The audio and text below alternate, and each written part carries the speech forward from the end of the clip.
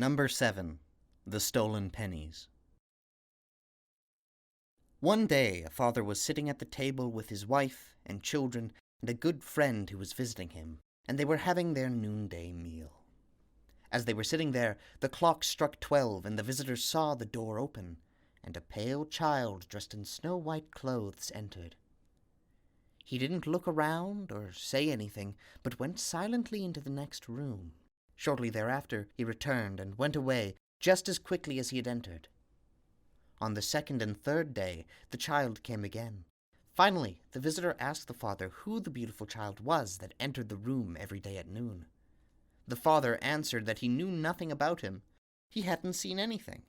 The next day, as the clock struck noon, the child entered again, and the visitor pointed the child out to the father, but he didn't see the boy. Neither did the mother, nor the children.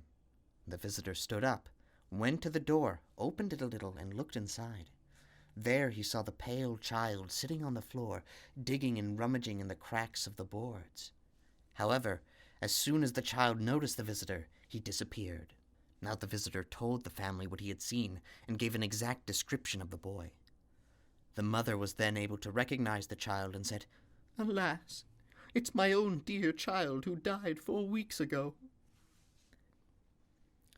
Then they ripped up the boards of the floor and found 2 pennies that the boy had received from his mother at one time to give to a poor man. But the child had thought, "You can buy yourself a biscuit for that." Therefore, he had kept the pennies and had hidden them in the cracks of the floor. This is why he hadn't been able to rest in his grave and had come back every day at noon to look for the pennies. So the parents gave the money to a poor man, and after that the little child was never seen again. The end.